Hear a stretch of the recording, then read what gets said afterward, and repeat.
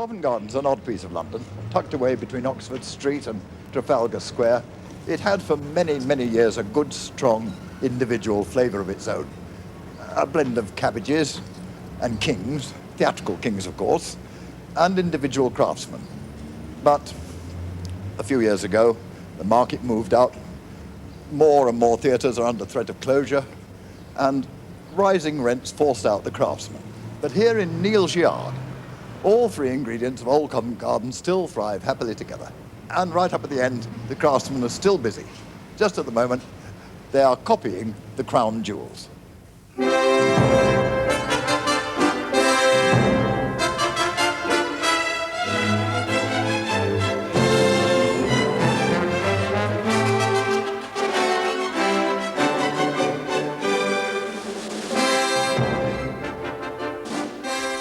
Altogether, there are 33 pieces of state jewellery. And three highly respectable people have spent 100 years between them forging these crown jewels. Charles Robinson, the junior member, is a jeweller.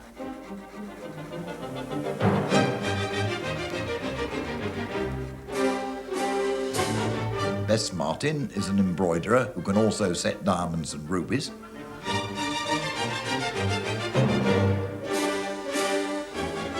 And George Clifton will turn brass into gold.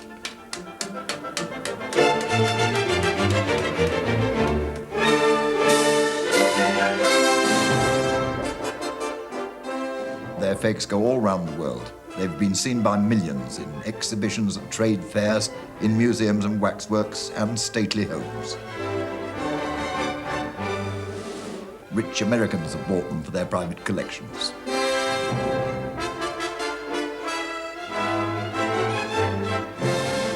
They have appeared in films and on the stage.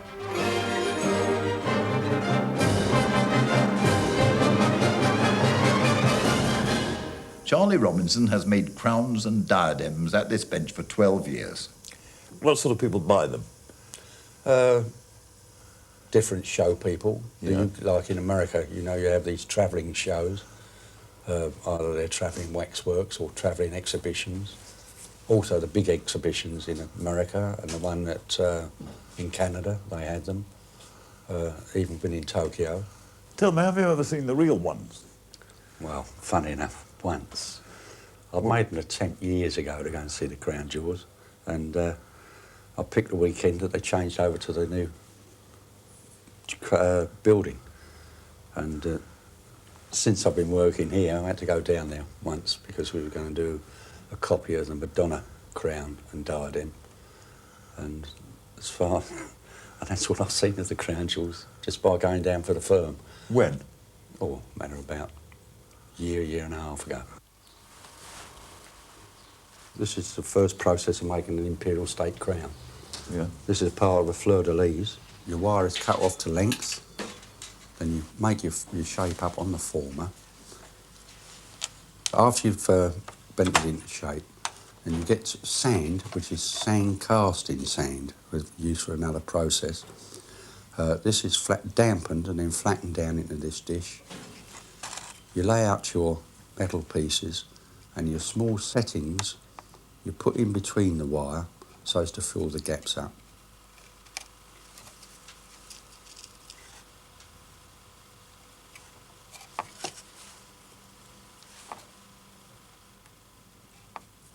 You've got to dry it, then after it's dried, you spot it all with solder. This is a brass solder made up of borax and nitric. Then you take it over to the gun and put the flame on it. It's quite a heavy temperature to melt the solder. And then it's sent round to Bess for stoning. All these small pieces, they are all done in the same principle, and they all go round to Bess first. Whilst Bess is stoning those, I work on the two base bands. The top one has to have this section cut out to follow the line of the crown all the way round. And then we put on the top the fleur-de-lis and the crosses. These have already been stoned by Bess. Then we put on the arches. The arches are made as a separate item. They have the different settings all the way along them, and small pieces of wire. There's 4 to each arch to take pearls when the thing is finally finished. After this, it goes downstairs and has to be plated. You've got a scratch brush and get as bright as possible, and then take it over to the copper, put it in the copper, and it can be in there from 20 minutes to half an hour until it's completely covered with copper.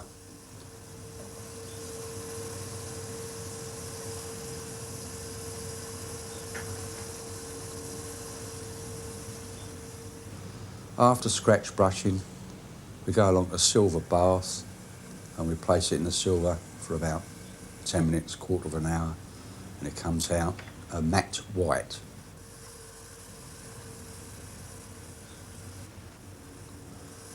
This in its turn again is scratch brushed and it brings it up a bright silver.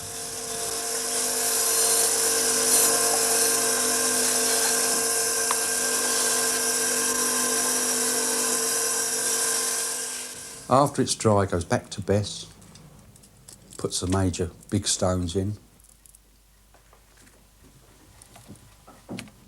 Some of the stones alone, because they're especially hand cut, they're costing us £10 to £15 each. I mean, they're made of a quartz rather than just ordinary glass, which the other stones are just ordinary glass. Between them, Bess and Charlie can turn out an Imperial State in a fortnight, at a price. It costs $2,500 for a complete set. I don't think you'd want to pay that, do you? Even one crown is about 400 something. I mean, that's a lot of money, isn't it? It mostly goes to museums and waxworks. When did they start doing that? The state jewels, I mean. When the George V and Queen Mary had their jubilee. And from then, it's gone on and on and on. And each time it seems to improve. And of course now we get these books. It gives us such a lot of detail to what we was able to get in the beginning. Because when you go to the tower, you're only there for a short time. And you just sort of scan through everything and think, well, I'll remember that and I'll remember this. But you don't. So your books are a great help too. What other kind of work do you do then? I never do the same job twice. Sometimes I might do that, or I might do a bit of ordinary sewing. And then, of course, there's the bullion work that's to be done. And I say these fringes that I make for the epaulets. Would you like to see them? Yes, I would, please. And that's just gold, is it? Yes. Yeah. It's like a tubular, really. Yeah. You have to be very careful because you can break it. What is this machine? That twists the bullion and makes it into like a little fringe. Yeah, that's it.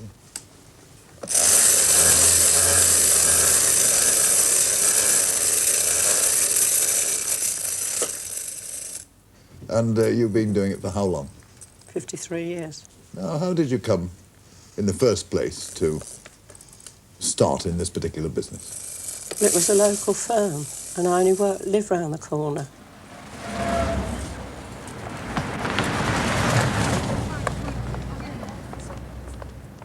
I used to walk along to the top of the street, towards Drury Lane, and there used to be like Odom's Press, which now you see is the Japanese Garden. And then the next corner was Odom's Press in Endell Street, so that makes 3 complete corners was all printing works. But of course now they've moved away and it just leaves the ruins. But I think they're going to start to build now. They've got the boards up. And of course you go straight through Shelton Street, and which leads you to the new London Theatre, which was the old Winter Garden. And that, of course, has been a big alteration because there was little shops and that by the side of the Winter Garden.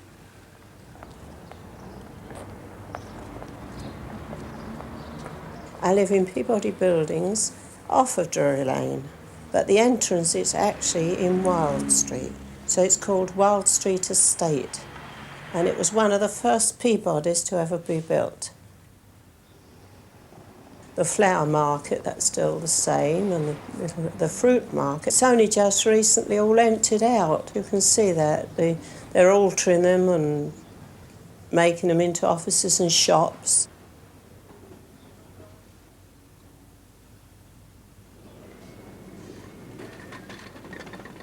And of course, at 4 o'clock in the morning, you could go through the market and really enjoy yourself. Everybody spoke to you. They were all friendly. You never felt afraid of any of them. They were always kind to you. And I think those little bits you miss round here now. You don't wander about like you used to.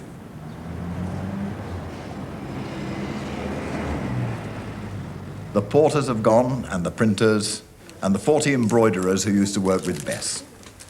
The 4 workroom girls repair and alter theatrical costumes, while Bess still does her specialised embroidery for the regalia that accompanies the crown jewels. Because when we start the garter, it's quite a job. You look at your perforation, and it's got little holes and that in it, and I lay it across the velvet, and then I pounce it with powder, and then you lift it up, and actually you see all the little letters are forming. Then I paint them in.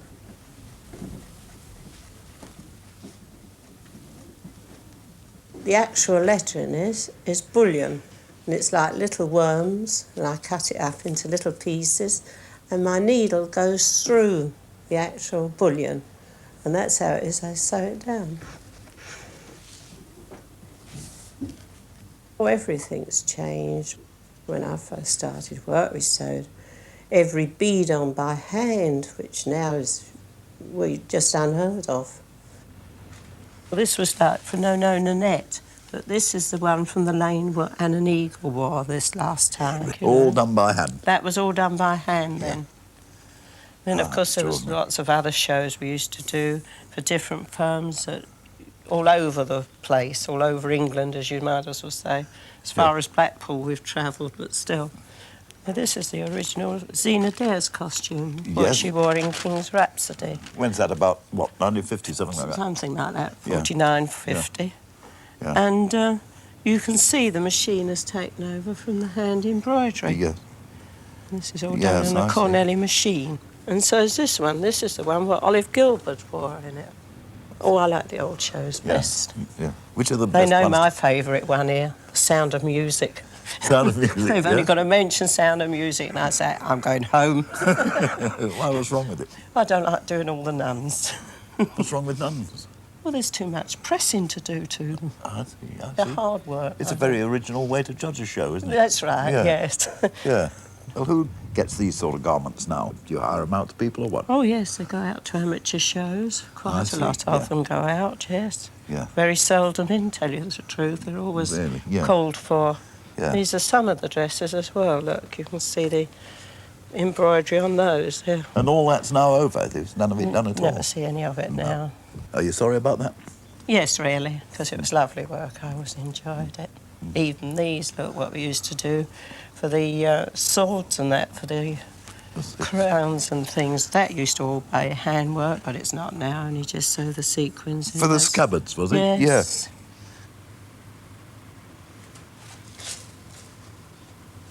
Each scabbard is handmade to fit the sword blade by George, the armourer.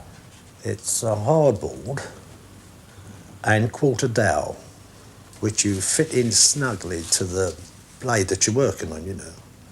You then get the embroidery, velvet embroidery, and apply that to it. You stick that to it.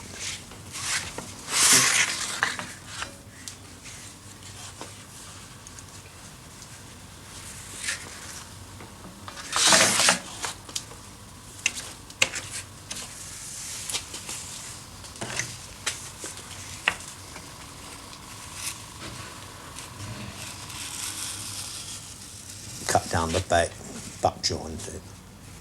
Right, that's the finish of that. Now the other thing is you've got to make the brass mounts as you see it in the books. It's the thing that in our profession we've got a little bit of poetic license where we can say Well, we utilise that colour. We haven't got steel. We utilise that colour, give the appearance of steel, give the appearance of old silver, antique silver. I've mixed up a solution of copper sulphate, oxidising salts.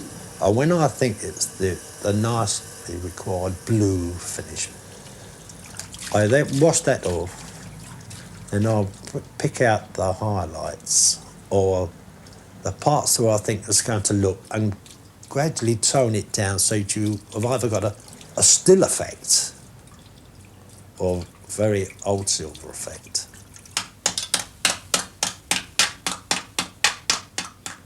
You look at it and you say, well, if I lived in them times, this is the sort of thing I could have used, this is the sort of thing I would expect to use, this is the colour, this is the material, this is the metal, and think to myself, you've got to make this.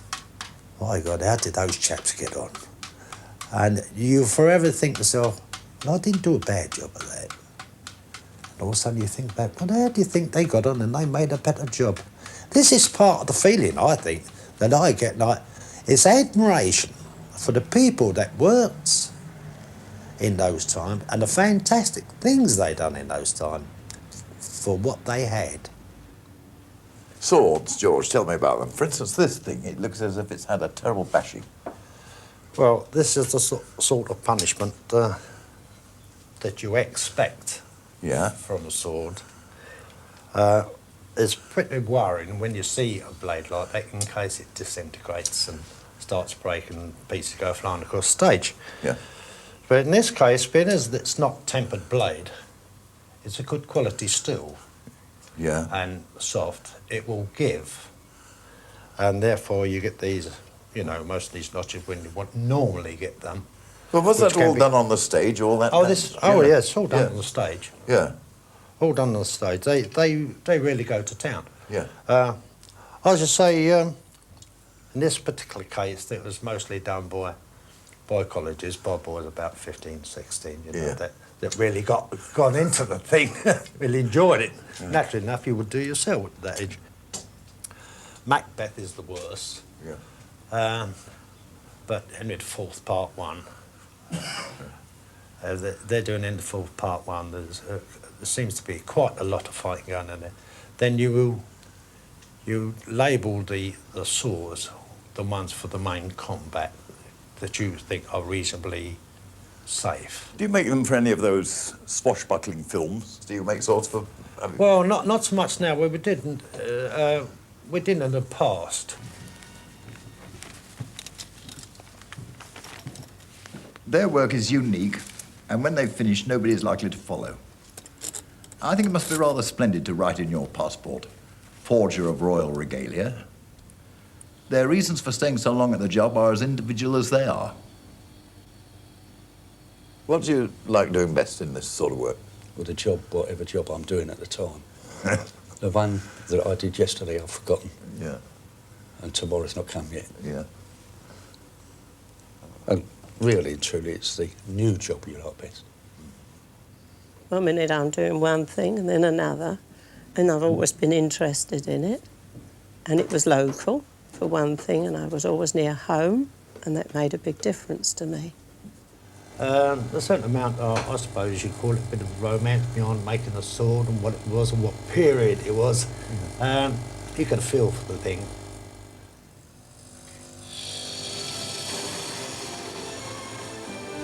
A man as old as what I am, he still has a boy's outlook. A swashbuckling prayers, how he'd like to be, or all like to be Errol Flynn's and all that sort of thing. But I don't think a man gets too old. He's still got that sort of feeling inside of him.